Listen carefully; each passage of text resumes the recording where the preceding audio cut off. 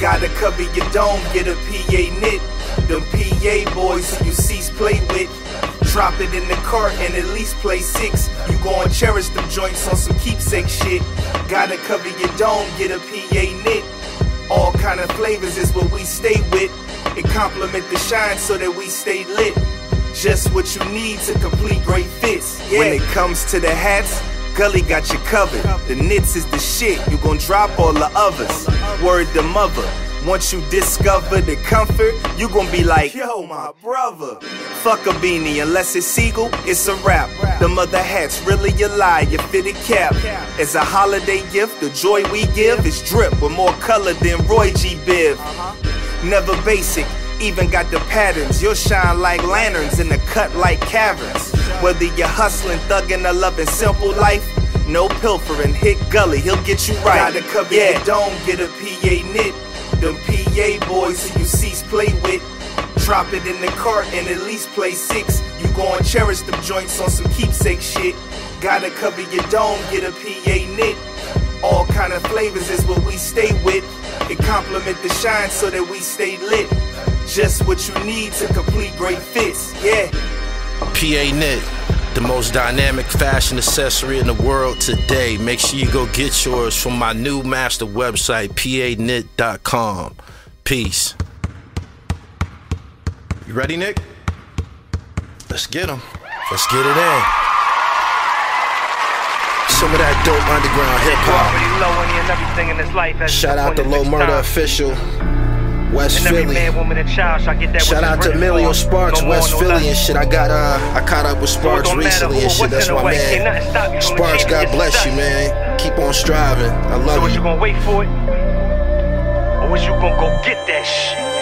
8378, my born date, a lot of years Truck in the making, and drivers. I'm still I've been chasing away. dollars in the club. I've been perfecting 5 the bitches, dribble. gold bottles, grinding, I getting ain't money going till they nowhere. outline The album the is king. done. Until then, the clock taking Got my time to put my sleeves soldiers rolled in up. I've position. been The getting mission, busy. $1 million Whenever you see dream, the me, rap know that game I'm into busy. submission. So I You get know it what I'm how I saying? live it. That's the Can you only dig thing it? that's I gonna make moves like a separate us reverse from pivot. this thing So of for ours. digits, cook biscuits, throw the beef up on the barbecue. Yeah. Skinny 170. I show you what this. Shout out to the Hip Hop Underground. Pillmatic 2 dropped this week, man. That shit was tedious as a motherfucker. I'm glad it's over with. God damn, man. Me and Dre fought. I was fighting with him. You know what I'm saying? Like, it's gonna be my way and shit, man. I'm the point guard, man. I'm calling these plays. It ain't gonna go no other way, man. I got the court vision. That's what it is. PA Dre, man, came through in a clutch. Another dope creation. This time it's a double disc. A side A and a side B.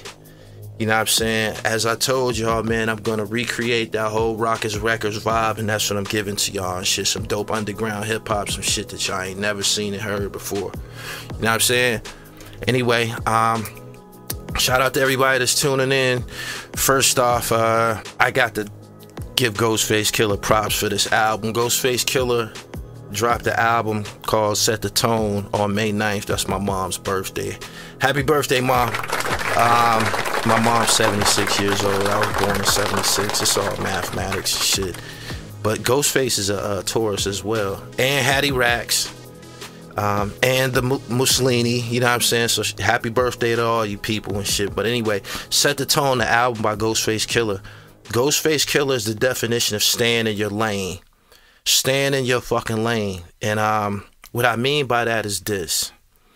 You hear a lot of music critics say how musicians need to mature and develop and experiment with new concepts and sounds and production and shit like that. In my opinion, that's you looking for disaster if you change your formula on any level. Don't listen to no fucking music critic. They don't make fucking music and shit. Stay true to your passion. And Ghostface Killah, he sticks to his formula, man, and that's what's been working for him. He's consistently, you know, and eventually became, in my opinion, the most decorated out of all of the, you know, the 10 Wu-Tang Clan members as a solo artist and shit. He just kept giving up good dope, and this album set the tone, man. By track 5, he got you already convinced. By track 4 or 5, man, as soon as you hit play, you know what I'm saying? The first song is 6 minutes. That's with Sheek Louch and Jim Jones. Fire. You know what I'm saying? I keep telling y'all, Jim Jones is one of the faces of East Coast hip hop. Whether you like him or not, Jim Jones is one of the, if they had a Mount Rushmore for the last 15, 20 years of hip hop from the East Coast, Jim Jones' face would be up there alongside 50 Cent and a few other people for his consistency. And he gonna give you that shit. And Jim Jones, again, he didn't change his formula and shit. He continues to find ways to talk about bricks, fly bitches, and fast cars and shit. That's something that we come to expect from him. He don't too much deviate from that criteria. Some people says, you 50 years old, you need to change. I don't want my music to change. I don't want my music to change. My musical palette is not gonna change. My taste for music is not gonna change. So stick to the script, and that's what Jim Jones, Sheek Louch, and Ghostface did on that record 6 minutes, man. It got the hook 6 minutes, you know what I'm saying, which is a ripped from an old Dougie Fresh song and shit like that. The Show, actually, and shit. After that, you got another joint with him and Method Man. I forget the name off the top of my head. I just did this fucking this album review yesterday, but anyway, he got a joint with Method Man. This fire. Him and a fellow Wu-Tang member, going back to back, throwing darts. What will a Ghostface Killah project be without that signature song that samples one of them old 1970s soul joints? And that would be this record called Skate Odyssey, featuring Raekwon the Chef. That one got heavy playback value, and I haven't even got to the song that he has with Nas, Scar Tissue and shit. This album is one of the dope ones that came out in 2024. A lot of music, no matter how people try to hype it up, by whoever is the author of it, the staying power be a week tops, 2 weeks tops, and then it's on to the next. But the musical wheels and the internet and shit like that is turning really, really fast. So by the time you sink your teeth in one project, somebody else got some shit coming out. You know what I mean? Conway the Machine dropped, I believe, yesterday and shit. But this Ghostface joint is very necessary. Go out and get that. Set the tone. If you love Wu-Tang Clan, if you love dope lyricism, concepts, and flavor, it's dripping with flavor, man. He continues to give you that Ghostface Killah formula, all the way down to the artwork on the front cover. He wearing the beaver hat. The same beaver hat that he been rocking for the last 20-some years and shit. He got a brown one on, and he just stays in his lane. And for those who's watching this, the music that comes from your soul, put that out. Don't try to cater to the fans or nothing like that. Don't try to cater to your friends. Put out your passion, and if it's good, you will develop an audience based on your offering and shit. Don't do no funny shit, man. Like, Ghostface never did the auto-tune, and he never put on the nerd glasses. Like, you seen every couple of years and shit, a different trend comes through music, and a lot of people would jump on that shit. Ghostface ain't one of them guys. He's always been Ghost. So shout out to Ghost Dini and the whole Staten Island, man. A lot of good music coming out of there and shit. Hands On. Shaheem, of course. Shaheem been getting busy. I still got the documentary dropping with him. I watched the documentary this morning. Think it's on Hulu. It's called The Mysterious Death of Eazy-E, and it was very eye-opening to me, but it also inspired me to put more money into my Shaheem project, and it also gave me some ideas for some concepts that I might want to apply. Not no bite and shit, just watching this joint, it sparked thought. But anyway, there's always been some, questionable shit going on with Eazy-E's death. If you haven't seen this documentary, go check it out. It's on Hulu. It's called The Mysterious Death of Eazy-E. Anyway, boom. I just came from the gym. I have to share this with y'all. Shit. I just came from the gym, and I had this encounter with this older white gentleman. I don't even have to call him a gentleman. I call him a fucking caveman and shit. I had an encounter with this guy, and it was at the whirlpool. I came to get in the whirlpool, and he said, hey, you need to shower before you get in here. I said, man, who the fuck you think you talking to? Who the fuck you think you talking to? And he said, you need to shower. Man, mind your fucking business. I came to the gym from the spa. I had just got done being wrapped in spearmint leaves and shit like that. And after I got done wrapped, the adhesive that they wrap you with, you know, with the spearmint leaves and shit, you got to wash that shit off. So I immediately went to the shower and shit. And the gym is like 2 blocks away, probably not even 2 blocks. So I came in, you know, kind of like damp and shit. I dried off the best I could, but I was on the move because I knew I had to get to this booth session today. And this motherfucker got all in my, you know, I ended up cussing him the fuck out. You know, when I go left, first thing I say is suck a dick. That go to anybody and shit, it pissed me off. I told this old motherfucker, man, suck a dick. Who the fuck you think you talking to? This ain't the fucking 1960s. You shouldn't even be saying nothing to me, period. Old motherfucker, you know what I'm saying? And your racism is showing because a black man is coming to get in this motherfucking whirlpool with you and shit like that. And I believe that's what you were uncomfortable with. I cussed this motherfucker the fuck out, right? And I was pissed. I wanted further wreck with this motherfucker. I wanted him to say something else, man. I'm damn near about to splash water in this old motherfucker face. You know what I'm saying? I was pissed the fuck off, right? So boom, let me tell you how, you know, good energy, God, karma, however you want to title, let me show you how this works. So we sat in there together for about 5 minutes, 10 minutes, and he finally rises up out the water to get out. This motherfucker damn near dead. This motherfucker was damn near dead. You know what I'm saying? Like, I couldn't see this because he was underwater. I only seen his neck and shit. You know what I'm saying? And when he got up out the water, he could hardly make his way the fuck up out the whirlpool and shit. Like, this motherfucker was out of breath, bent the fuck over. I'm talking about the Crypt Keeper. It looked like the fucking Crypt Keeper and shit. Like, he was in bad shape. And I when I seen that he was struggling to get out the motherfucker, man, I'm like, I had to laugh to myself. Man, you let this old motherfucker get you all tight, your feelings and shit, man. And he 2 steps from the graveyard and shit. You know what I'm saying? Straight like that, man. So I'm sharing this with y'all to say, man, be careful who you invest your energy into. I was ready to go all the way left field with this old ass man and shit. This motherfucker could hardly walk.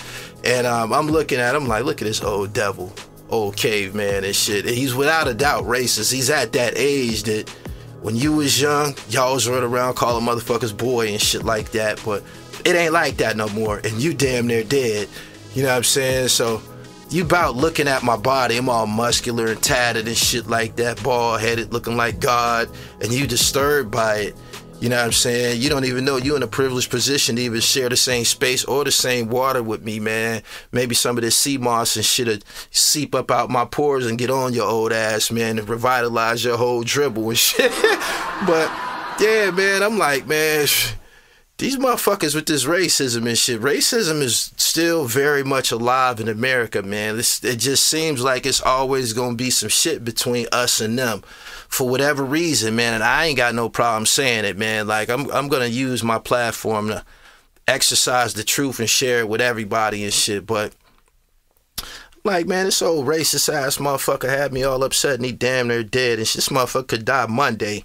And I was all in my, you know, he got all in my spirit and shit. Just opening his mouth, though, you know what I'm saying? He was comfortable addressing a black man and shit, or giving a black man a directive. I told him, man, shut the fuck up, eat a dick. For whatever reason, the dick talk, he piped down. Once it got to that, he just had this dumbass, yeah, eat a dick, old motherfucker, shut the fuck up. You know what I'm saying? He kind of like piped down. But anyway, the racism shit is very much alive in America, man. And what I'm gonna use to support this is the way Caitlyn Clark is exposing America. She's exposing America, man, in so many ways. She's exposing the system, the infrastructure associated with the WNBA, the corporations. They just all type of shit was brought to life from Caitlyn Clark's presence. But one of the first things that just blew the top off the whole shit was her coming to the league and getting a signature shoe by Nike. And when that happened, people in the WNBA, people outside of the WNBA said, well, damn, Nike, y'all giving out signature shoes to motherfuckers who ain't even played a minute in the league yet? And Aja Wilson for the Las Vegas Aces is a 2-time MVP. She don't got a shoe, period. Right? And from that, it made it to, I think it was Good Morning America. I was watching a Good Morning America episode, and they was talking about this sneaker thing. And they ended up pointing out, not only does Caitlyn Clark have a signature shoe, there's 3 other white athletes, female, in the WNBA who have signature shoes. One was by Nike. One was by Puma. I can't remember the other 2 brands. They also could have been Nike, but they were all white. They had them all on the screen on Good Morning America. And Gayle King was one of the people sitting at the table covering this story, and I know she was offended in a motherfucker. She said it flat out. She said, we got to get some black athletes up there to be a part of this. Like, goddamn, a good part of the WNBA is black females and shit. Like, how don't none of them, including the 2-time MVP, have her own signature shoe? You know what I'm saying? And I woke up this morning and Nike, being exposed, gave Aja Wilson her signature shoe. So she got a signature shoe coming out. And that was something that, you know, raised some eyebrows to me and shit. In regards to I'm Nike down right now. I'm Nike down right now. Sweatsuit, sneakers, you know what I'm saying? Nobody, it's well known that nobody is a bigger consumer of material shit, especially sneakers and shit like that, like black people and shit. So if y'all want to blatantly disrespect our black female athletes, you know what that can lead to. Fucking boycott, and y'all don't want none of that. So yeah, they ended up giving her her own signature shoe. Boom, that's one incident. After that, you have the after the draft, the WNBA, of course, the season has kicked off, and on opening night, I believe it was, people, of course, the WNBA has been resuscitated because of Angel Reese, Caitlyn Clark, and a bunch of other people. It was probably like 10 good stars came to the league this year, but the WNBA is popping again. And on opening night, the WNBA, they have, you know, the season ticket holders, and they have which I will refer to as the NBA ticket. That's when people at home can buy a package so they can watch all the NBA or WNBA games. But anyway, when the ticket came out and people wanted to tune in on opening night, the WNBA and whoever they have the contract with for the WNBA season ticket profiled the Caitlyn Clark game and Angel Reese, and it's another chick from Brazil. I can't remember her name off the top of my head, but they both play for the Chicago Sky. Their game wasn't even available on the ticket.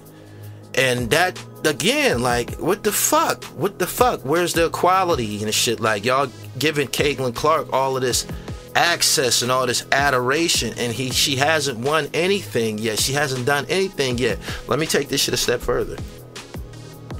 We all know that, you know, for many years, probably dating back decades, when someone wins a national championship, or someone wins, you know, in college a national championship, or someone in the NFL win the Super Bowl, or the NBA champions, or the World Series, they normally go to the White House and shit like that. That's something that's, you know, afforded to, they've given access to the president or whatever, and the team goes and meet the president, shake hands, pictures, and all of that. Boom. South Carolina Gamecocks, coached by Don Staley, black coach, black program, black dominated, you know, basketball program. They won the women's NCAA tournament. They the champions. They didn't get invited to the White House. You know who they invited to the White House? They invited Caitlyn Clark and her team and shit. They didn't win shit. You know what I'm saying? They totally acted like Don Staley and the South Carolina Gamecocks aren't the national champions. They didn't get no invite. But the losing team, the team that lost, got the invite. Blatant racism and shit exposed and shit in sports and shit. And y'all know who dominates sports, man, from all angles and shit. It's us. But that's something that is putting it right out there in your face and shit, man. And it's actually, the shit that's going on, it's actually turning a lot of people against Caitlyn Clark. Probably not so much the fans, but you see other players in the league. She even had a teammate that spoke out against her. She ain't even played 10 games yet. A teammate who's a veteran was like, yeah, she's cool, but she need to learn how to play team ball. Diana Taurasi said things about her like, yeah, you know, she cool, she dominated college and shit, but, you know, this league here is, you know, it's grown women here and shit. Like, you feel that you the man, come here and do that shit here. So that's something that's going on with the world. Caitlyn Clark helped expose racism in America and shit. Moving right along, NBA playoffs is popping like a motherfucker. The Knicks, they lost last night. Think it was last night, yeah. Yeah, the Knicks lost last night to Indiana. They on the road. The Knicks are hurt a little bit. They still almost pulled this game off. I'm pulling for the Knicks. I'm enjoying everything that's going on with the Knicks. A theory that I seen it repeated by Gilbert Arenas, and he was saying that if Julius Randle was healthy and playing, it wouldn't be going the way it's going for the Knicks and shit. And they were saying that he's ball dominant. He wants to hold up the ball and shit like that and do a bunch of unnecessary shit. And it will disrupt Jalen and the Villanova Wildcats from doing their thing, because that's who's interjected all of this energy into the organization. Josh Hart, Dante DiVincenzo, and Jalen Brunson and shit. That trifecta, and then you got OG, the team. They've come together, man. They've gelled really, really well. And if you know basketball, and if you've watched Julius Randle, you know that he just one of them dudes that want to be the man. Like, he wants to be the man. He wants to shoot threes. He wants to score 30, 40 points and shit like that. And he's capable of doing that. And I'm not saying he's not a good player and shit. I'm just saying the chemistry, the way that the team is winning right now, they moving that ball around really, really fast and shit. You know what I'm saying? It's a lot of cutting. Brunson's running around screens and shit. You could tell that the team understands that it's best that we go through Jalen for this whole situation to work. You know what I'm saying? And Jalen getting 40 a night. He just had like 4 straight games with 40 points. He had a career playoff high for the Knicks of 47. I believe that happened in Madison Square Garden. And if Randall was there, and if you know basketball, a lot of that shit wouldn't be going on. Them 40, because he's trying to get 40. You know what I'm saying? He's trying to get 35 and shit like that, when he should have his big ass under the glass with fucking Hart, you know what I'm saying, battling them big men and shit, you know what I'm saying, and playing his position, man. The basketball is dominated mostly when you got good guys who understand personnel and understand who on the team is the best three-point shooter, who on the team is the best clutch player, and don't interrupt that, don't disturb that. And Julius Randle was somebody who definitely will disturb their chemistry and shit. I said it myself. I said, man, when he come back, he gonna fuck up all of this shit that they got going on. Like, they probably should trade him and try to get something for him. I'm not saying he ain't no good player. I'm saying that he will come back and fuck that whole Villanova nucleus and the way it's operating up. He will fuck it up, and I'm sticking to that. Moving right along, I have to talk about this. I talked about it on my live stream last night, but the battle rap shit has taken center stage. What I mean by battle rap, not so much the URL or the, you know, none of that, nothing like that, but MCs battling, diss records, let's say that. The diss record climate right now is going crazy. I told y'all weeks ago when J. Cole, when the big 3 battle kicked off, that's J. Cole, Drake, who's suspect as a motherfucker, and Kendrick Lamar, they got so much attention on social media and on Twitter and on YouTube. I said, man, the rest of these rappers, they not gonna sit back and just watch this shit happen and let them niggas get all the light. It's gonna be everybody gonna start dissing, and it happened. Before you know it, you had Chris Brown and Quavo. You had Cassidy fire at Easy the Block Captain.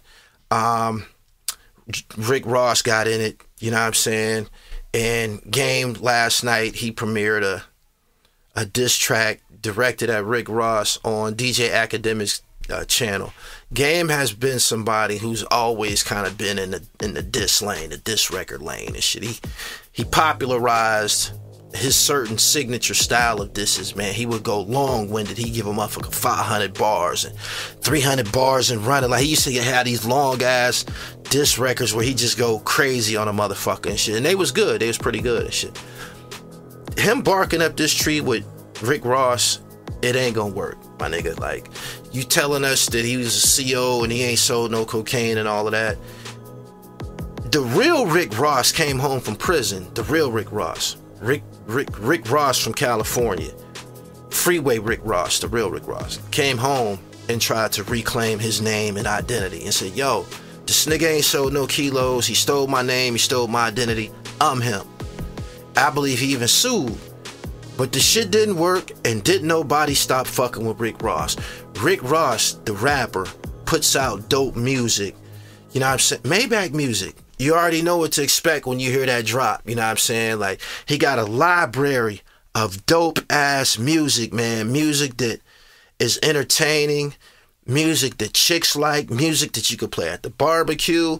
He has a library of soulful, smooth ass, fly guy not diss records, but he got a whole library of this elegant luxury style boss hip hop music, man, that we like. We like that shit. It's good music. He's Dice Pineapple, Stay Scheming, the joints he did with Meek Mill, Pandemonium, I'm a Boss. Like, Rick Ross is long-winded, man, and he deserves his position in hip-hop because he got the fucking library. You can go pull up any one of his albums, Rich Forever, any one of them joints.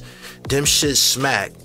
Them shit smack. All of them. He's never put out no music that was mediocre or wasn't no good. I can't recall it. I would have to look very, very, very thoroughly to see if I can find some subpar Rick Ross contributions.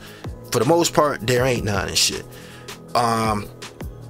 Game wants attention, obviously. He's always been kind of like a dude that want to be in the mix and shit like that. But Game, the record, this record that you put out, Pimp, that shit ain't no good. It's not. It's not. We've seen you do better, number one. Number two, the information, the dirt that you was kicking about him being a CO, about Ross being a CO and not selling cocaine for real and shit like that.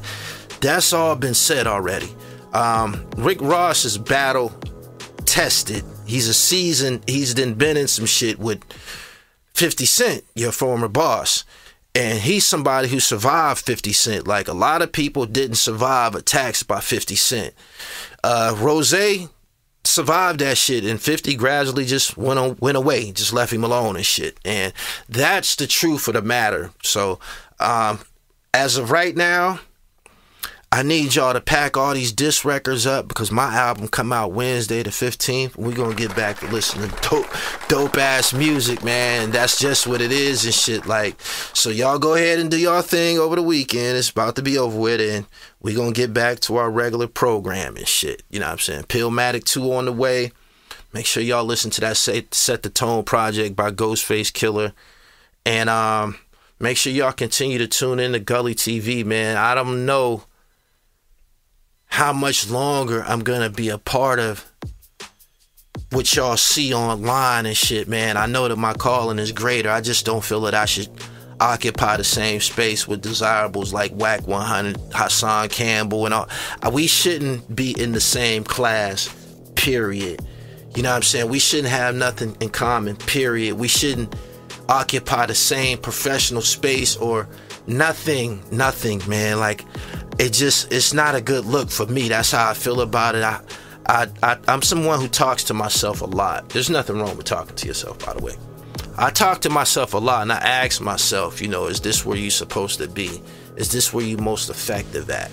And I listen to a lot of philosophers and a lot of, you know, billionaires, a lot of investors like Warren Buffett, and I listen to the things that come out their mouth, and they say, whatever you see everybody else doing, do the total opposite.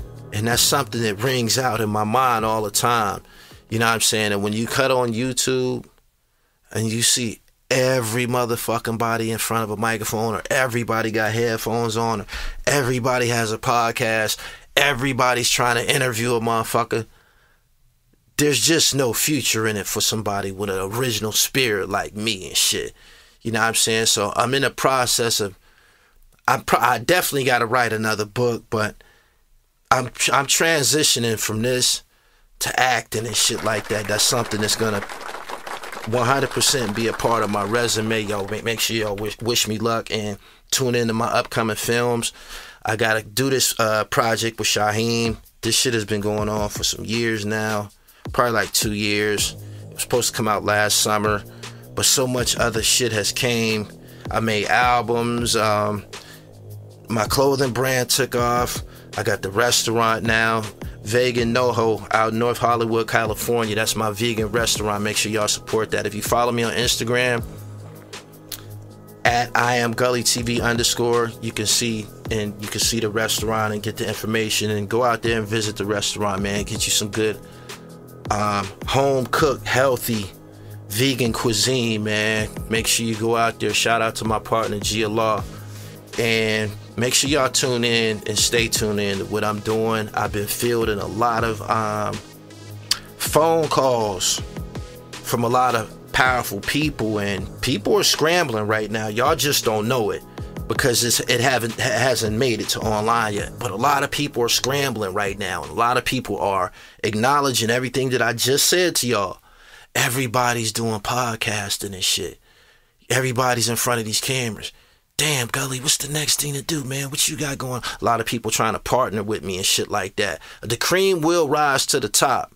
That's just what it is and shit. And I'm starting to understand how powerful I am, how much relevance I have, and who's watching me. I'm learning a lot about that. So I'm telling y'all now, it's going to be some changes in this shit that y'all see online and shit, y'all. It's going to be some changes. This what you looking at? This shit that was sparked during the pandemic, because that's when everybody ran to YouTube and shit. That's when all these podcasts and all this crazy shit came into play. People are starting to understand I'm not really making any footing. You can't. Not when everybody's interviewing the same motherfuckers.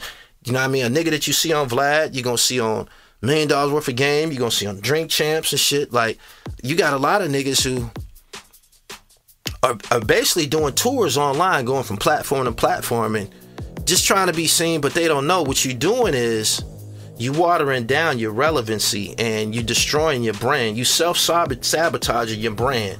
You know what I'm saying? Anything that's valuable is obscured and covered up. You know what I'm saying? You got to dig for something that's valuable. Diamonds, gold, oil, those are natural resources, but God's Cipher Divine is a natural resource too. That's me. Anyway, make sure y'all follow me on Twitter at GullyTV1. I'm over there tweeting like a motherfucker. I made a statement the other day. Raised a lot of people got their panties in a bunch. I don't give a fuck. I'm gonna say what the fuck I feel, and I'll say it again. It's a lot of stealing going on, man. Sometimes it starts out subtle, but people are scrambling. Niggas are scrambling. I'm telling you, it's a lot of thieving going on. A lot of thieving going on, man. Protect your intellectual property, man. And you know who does most of the stealing? People in high places. People in high places, the people who seem to be established or a star and shit.